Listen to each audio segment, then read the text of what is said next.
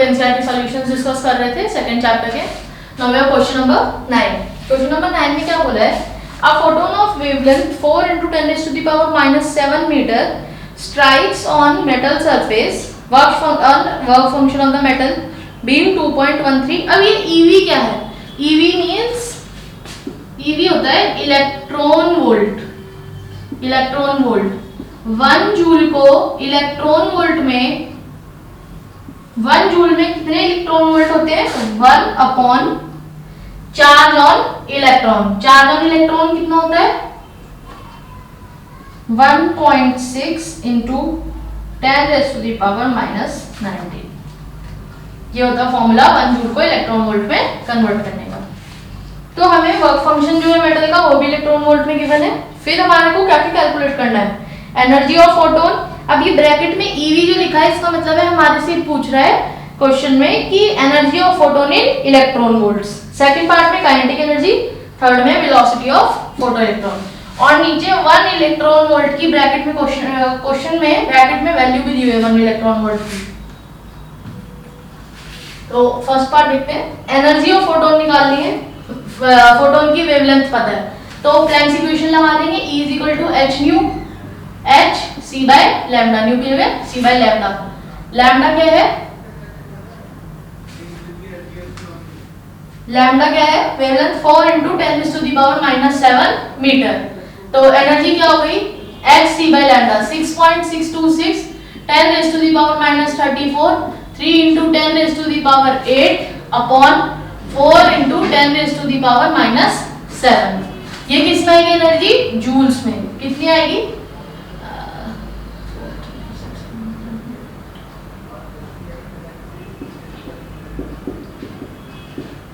4 × 4.97 × 10⁻⁻19 joules. अब मेरे को क्या करना है, मेरे से एनर्जी किस में पूछी है, इलेक्ट्रॉन वोल्ट्स में पूछी है क्वेश्चन में वैल्यू एनर्जी की।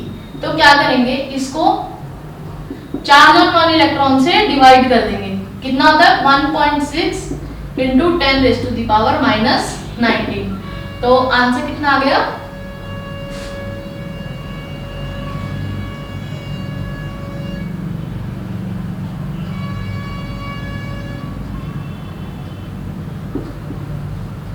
3.10 इलेक्ट्रॉन वोल्ट्स।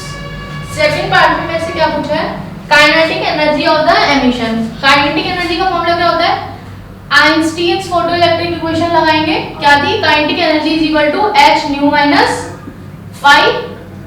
phi क्या था, work function. Work function question में कितना गिवन है, 2.13 इलेक्ट्रॉन वोल्ट। अब क्योंकि हमें वर्क फंक्शन इलेक्ट्रॉन वोल्ट में गिवन है तो हम ये एनर्जी भी किस में लेंगे, इलेक्ट्रॉन वोल्ट में, और ये हमने इलेक्ट्रॉन वोल्ट में निकाल ही ली है। तो कितना आएगा, 3.10 माइनस वर्क फंक्शन कितना गिवन है, 2.13।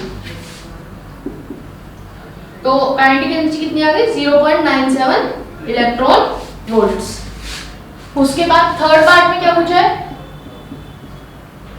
थर्ड पार्ट में मेरे से पूछा है वेलोसिटी ऑफ फोटो इलेक्ट्रॉन पूछी है।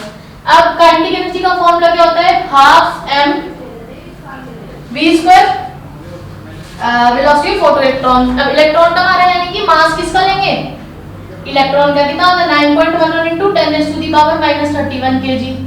वेलोसिटी मेरे को निकालनी, तो वेलोसिटी का फॉर्मूला क्या होगा, v² = 2ke/m। वेलोसिटी का फॉर्मूला क्या होगा, √ ले लो, √2ke/m। तो क्या करते हैं, v² की वैल्यू फाइंड आउट करते हैं। पहले कितनी आएगी, 2 × काइनेटिक एनर्जी कितनी थी, 0.97, और मास कितना है,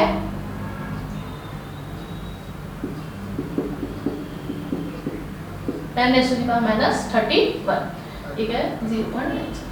तो v² की वैल्यू कितनी आ जाएगी,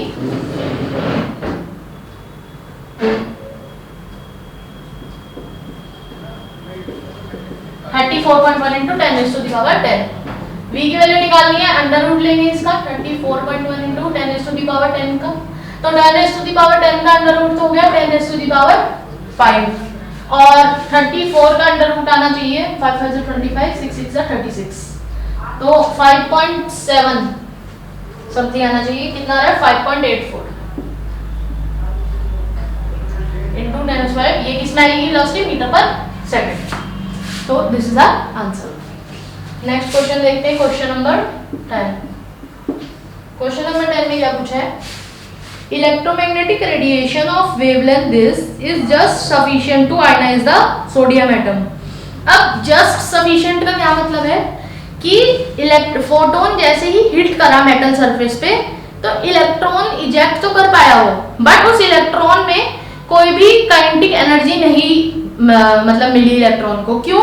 क्योंकि एनर्जी एग्जैक्ट उतनी ही थी जितनी इलेक्ट्रॉन को इजेक्ट करने के लिए चाहिए थी, एक्स्ट्रा एनर्जी नहीं थी। जो हमारी इलेक्ट्रॉन में काइनेटिक एनर्जी आती है वो क्या होती है? जो एक्स्ट्रा एनर्जी होती है फोटोन के पास वो होती है, बट यहाँ पे हमें बोला गया कि कोई एक्स्ट्रा एनर्जी नहीं है, एग्जैक्टली उतनी ही थी जितनी इलेक्ट्रॉन को रिलीज करने के लिए चाहिए। Is just sufficient to ionise the sodium atom.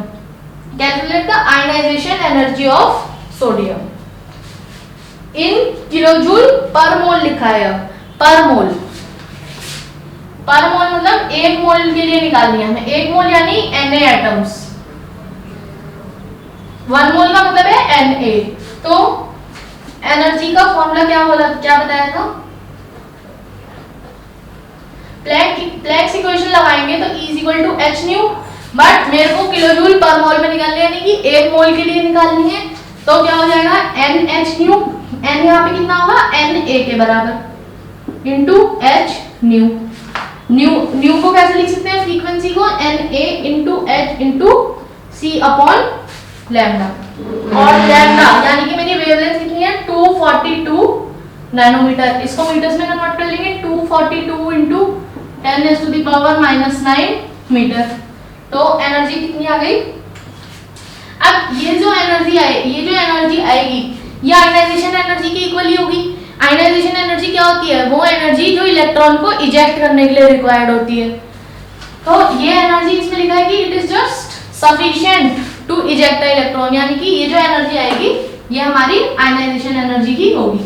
तो Na 6.022 10⁻23, H की वैल्यू 6.626 10⁻⁻34, C हो गया 3 × 10⁸ और लैम्डा की वेवलेंथ कितनी की है? 242 × 10⁻⁻9। तो इसको सॉल्व कर लेते हैं। जब हम सॉल्व करेंगे तो आंसर कुछ ये आना चाहिए, 4.945 × 10⁻⁵। अब ये 10⁻⁵, अब यहाँ पे यूनिट क्या लिखेंगे?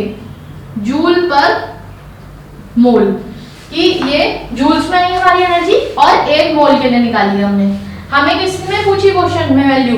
किस यूनिट में? किलो जूल पर मोल में। तो इसको किलो जूल में करना है तो क्या करेंगे? किलो जूल में करने के लिए जूल्स को 10⁻³ से डिवाइड कर देंगे। तो आंसर कितना आ गया? 4.945 × 10⁻²।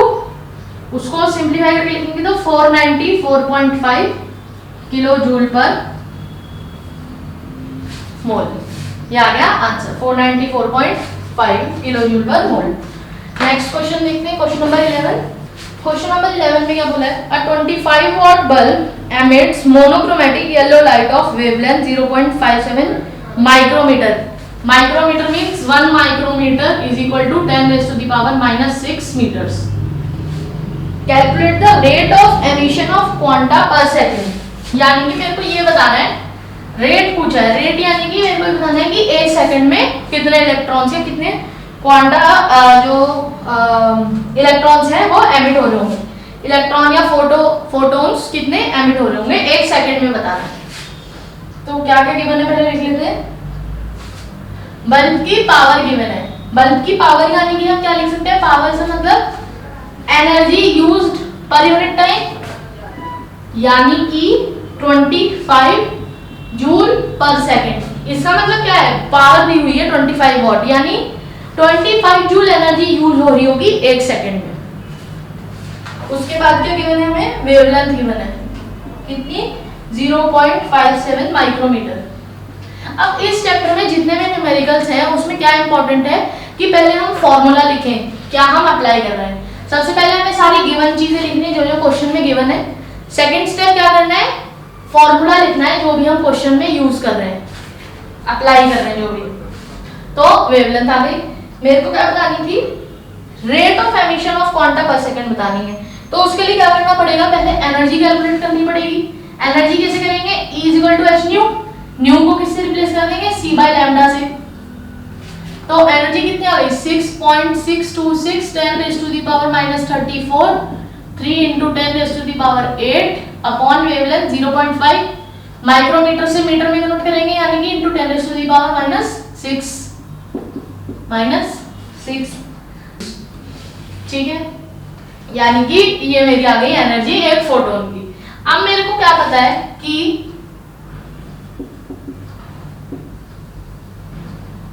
मेरे को नंबर ऑफ फोटोन्स एमिटेड निकालने हैं पर सेकंड। क्वेश्चन में पूछा है कि नंबर ऑफ फोटोन्स एमिटेड पर सेकंड, रेट पूछा है, रेट यानी कि एक सेकंड में कितने एमिट हो रहे हैं। मेरे को क्या पता है कि 25 जूल एनर्जी एक सेकंड में खर्च हो रही है और टोटल जो फोटोन्स हैं उसकी एनर्जी कितनी है, 3.48 × 10⁻⁻19। टोटल एनर्जी इतनी है सारे फोटोन्स की मिला के, एक सेकंड में इतनी यूज हो रही है। तो कितने नंबर ऑफ फोटोन्स यूज हो रहे होंगे, यानी कि 25 upon total energy of all the photons. Basic unitary method है कि इतने जूल्स एक सेकंड में यूज हो रहा है और टोटल इतने फोटोन्स हैं, टोटल एनर्जी सारे फोटोन्स की इतनी है। तो कितने फोटोन्स इजेक्ट हो रहे होंगे एक सेकंड में, 25 अपॉन 3.48 × 10⁻⁻19। आंसर क्या आ गया, 7.18 × 10⁻19 फोटोन्स। यूनिट हमारी कुछ होगी नहीं क्योंकि ये नंबर है, कितने नंबर ऑफ फोटोन्स इजेक्ट हो रहे हैं। नेक्स्ट क्वेश्चन देखते हैं, क्वेश्चन नंबर 12। अब क्वेश्चन नंबर 12 में क्या बोला है, electrons are emitted with zero velocity from a metal surface when it is exposed to radiation of wavelength this, calculate the threshold frequency and work function of the metal. मेरे से क्या पूछा है, मेरे को एक वेवलेंथ गिवन है और मेरे को ये बोला है कि इस वेवलेंथ पे जब इस वेवलेंथ की लाइट स्ट्राइक करती है उस मेटल पीस को तो जीरो वेलोसिटी से एमिट होते हैं इलेक्ट्रॉन्स। जीरो वेलोसिटी से एमिट होने का क्या मतलब है कि ये जो मेरी एनर्जी, ये जो मेरी जिस वेवलेंथ की लाइट स्ट्राइक हो रही है, इस लाइट की टोटल उतनी ही एनर्जी है जितनी चाहिए हम एग्जैक्टली इलेक्ट्रॉन्स को एमिट कराने के लिए।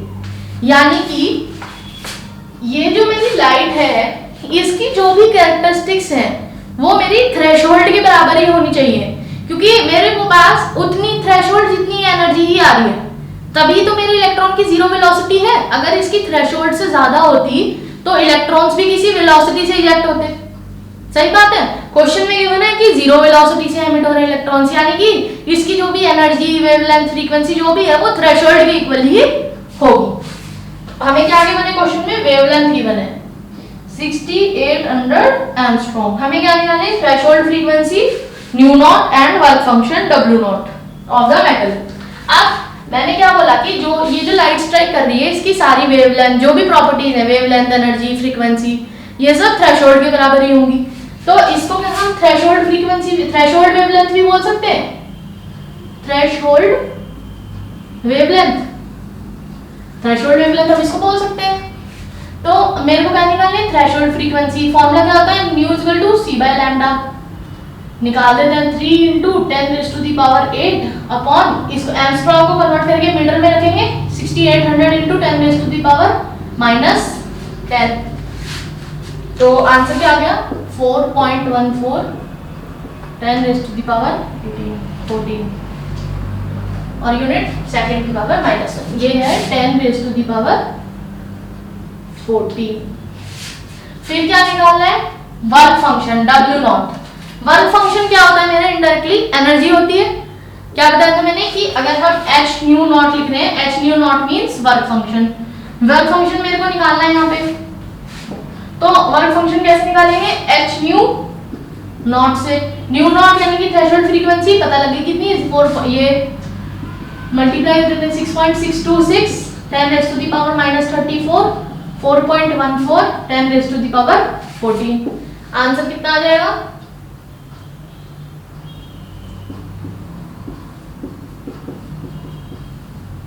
2.92 into 10⁻⁻19 जूल।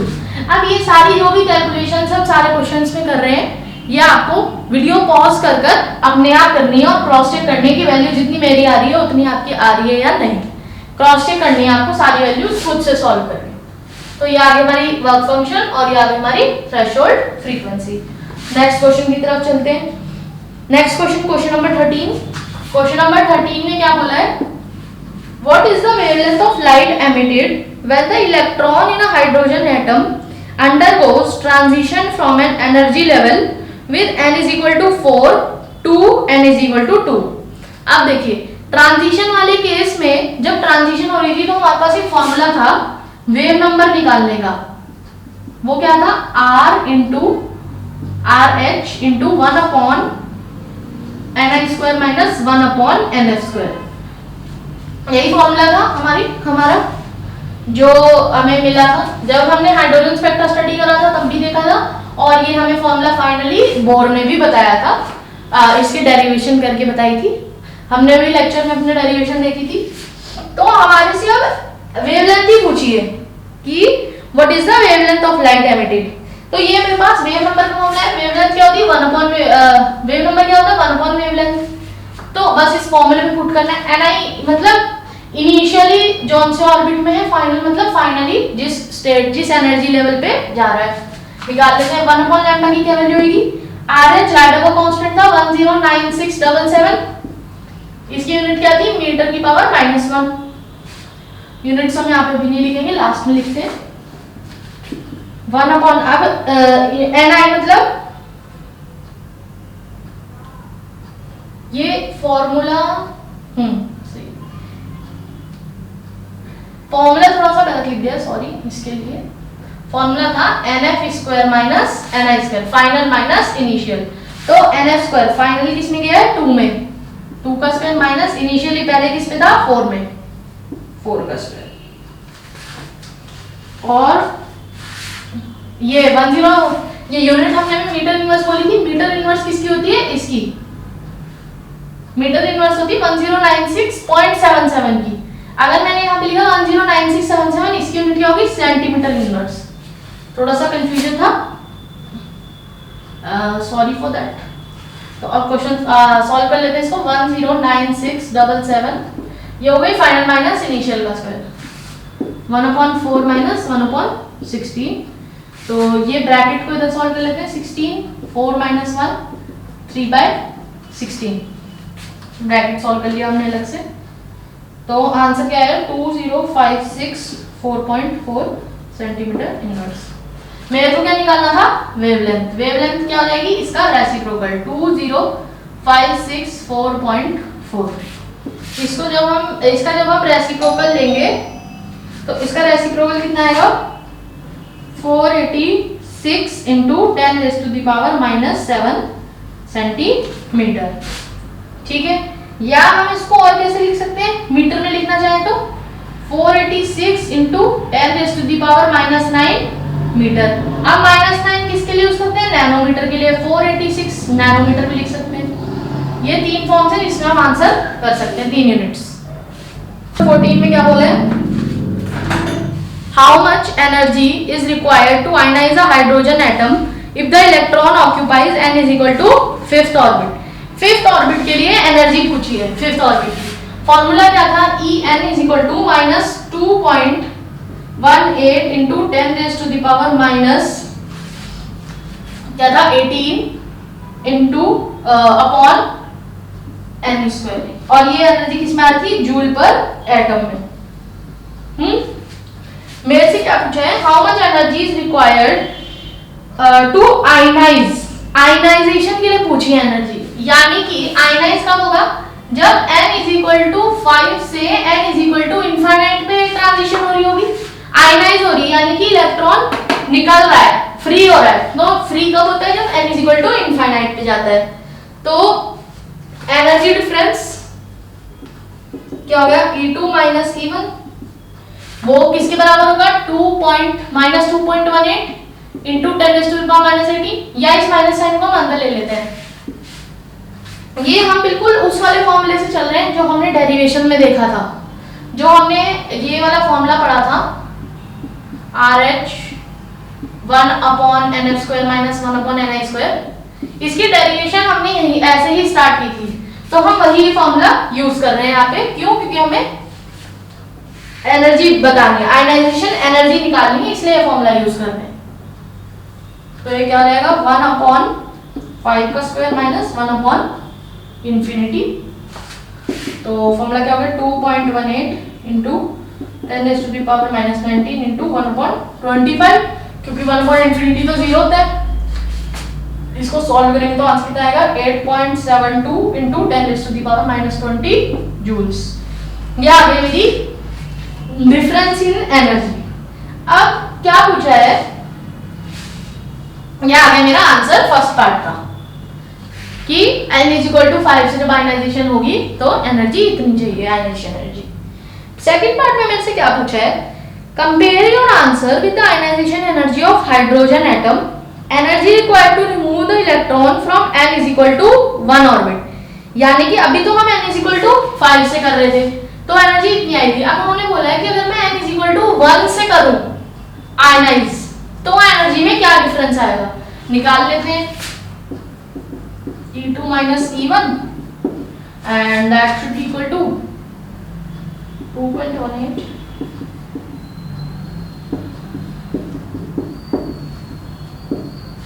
तो आंसर कितना आ गया 2.18 × 10⁻⁻18 जूल्स। उन्होंने बोला है कि कंपेयर करो। कंपेयर कैसे कर सकते हैं कि रेशो ले लेते हैं, इसको बोल देते हैं डेल्टा E5 डेल्टा E1। 5 क्यों बोला कि 5 से ट्रांजिशन हो रही है, और 1 क्यों बोला n = 1 से जा रहा है। तो delta E1 upon delta E5 का रेशो ले लेते हैं। Delta E1 2.18 × 10⁻⁻18 upon 8.72 × 10⁻⁻20। तो जब हम इसका रेशो लेंगे तो क्या आए, अप्रोक्सीमेटली वैल्यू जो आएगी 25 आएगी। तो इस 25 टर्म से हम क्या बोल सकते हैं कि energy required is 25 times less. क्या लेस, क्या कि जो मेरी यहाँ पर एनर्जी रिक्वायर्ड होगी वो 25 टाइम्स मोर होगी इससे। देखिए ऐसे लिख सकते हैं इसको, डेल्टा E1 = 25 डेल्टा E5। यानी कि जब मेरी फिफ्थ ऑर्बिट से हम इलेक्ट्रॉन को निकालेंगे तो 25 टाइम्स कम एनर्जी लगेगी, और फर्स्ट ऑर्बिट से निकालेंगे तो 25 टाइम्स ज्यादा लगेगी इससे। जब हम फिफ्थ से निकाल रहे हैं उससे 25 टाइम्स ज्यादा लगेगी। क्या 25 times less energy is required to ionise an electron in the fifth orbital of hydrogen atom as compared to that in ground state।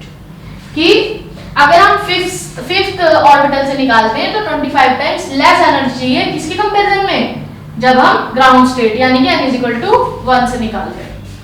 बोल रहा है what is the maximum number of emission lines when the excited electron of hydrogen atom in n = 6 drops to the ground state। अब number of spectral lines, number of spectral lines निकालने का formula है क्या, n × n-1/2। और ये formula कब है, जब जो मेरी ट्रांजिशन हो रही है वो हो रही है टू ग्राउंड स्टेट। ये नंबर ऑफ स्पेक्ट्रल लाइंस निकालने का फॉर्मूला कब है, जब मेरी ट्रांजिशन जो है इलेक्ट्रॉन की वो किसी भी एनर्जी स्टेट से हो रही हो but finally electron ground state में आना चाहिए। तो फॉर्मूला क्या होगा n × n-1/2। यहाँ पे n क्या है, उस ऑर्बिट का नंबर जिससे ट्रांजिशन हो रही है। जैसे क्वेश्चन में गिवन है कि n = 6 से ग्राउंड स्टेट में ड्रॉप हो रहा है, तो maximum number of emission lines निकालनी है। तो कैसे फॉर्मूला क्या हो गया, एमिशन लाइंस कितनी हो गई, n = 6 से ग्राउंड स्टेट में आ रही, तो 6 × 6 - 1/2 6 × 5/2 यानी कि 30/2 यानी कि 15 लाइंस, टोटल 15 लाइंस आ रही होंगी। ठीक है, तो ये हो गया हमारा 15th क्वेश्चन। 16th क्वेश्चन देखते हैं क्या बोल रहे हैं। 16th क्वेश्चन में ये फॉर्मूला याद रखेंगे n into n minus 1/2। 16th question में मेरे से क्या बोल रहा है, first part energy associated with the first orbit in hydrogen atom is 2.18 into 10⁻⁻18 joule per atom. ठीक है, what is the energy associated with fifth orbit. अब फर्स्ट ऑर्बिट की तो हमें पता है, बोर ने हमें कैलकुलेट करके दिखाई थी। फॉर्मूला लिख लेते हैं, En is equal to -2.18 into 10⁻⁻18 upon n square joule per atom. Basic क्या बोल रहा है कि फिफ्थ ऑर्बिट की एसोसिएटेड एनर्जी निकालने E5 कैसे निकालेंगे, 2.18 into 10⁻⁻18 अपॉन 5 का स्क्वायर यानी कि 25। तो जब इसको डिवाइड करेंगे तो कितना आएगा answer, 8.72 into 10⁻⁻20 joules. Second part में क्या पूछा है, calculate the radius of Bohr's fifth orbit for hydrogen atom. Hydrogen atom के लिए बोर ने क्या फॉर्मूला दिया था, Rn is equal to A0 into n square. A0 क्या था 52.9 n स्क्वायर और ये वैल्यू किसमें आती थी, पिकोमीटर्स में।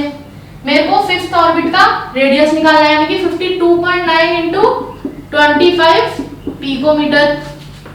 और तो आंसर कितना देगा, 1322 5 और 9 और 3 आंसर आएगा 13.22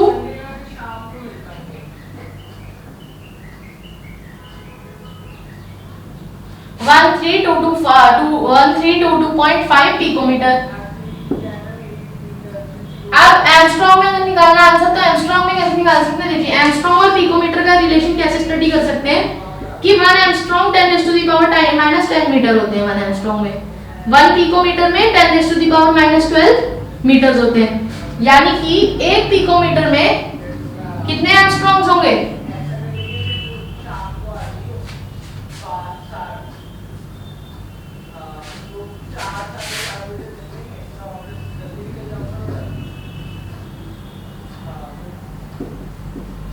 1 एंगस्ट्रॉम में या 1 पिकोमीटर में निकालना है हमें, तो 1 पिकोमीटर में 1/10⁻²⁰ एंगस्ट्रॉम्स होंगे। 10⁻² एंगस्ट्रॉम्स होंगे। तो फाइनली वैल्यू अगर मैं एंगस्ट्रॉम में लिखूं या फिर हम इसको यहीं पे एंगस्ट्रॉम में ले लेते हैं, तो एंगस्ट्रॉम में क्या होती है इसकी वैल्यू 0.529 into 10 into 25। तो आंसर क्या आएगा, ये आ गया एंगस्ट्रॉम में, आंसर क्या आएगा 1.3225 नैनोमीटर। ये आ गई मेरी रेडियस ऑफ फिफ्थ ऑर्बिट।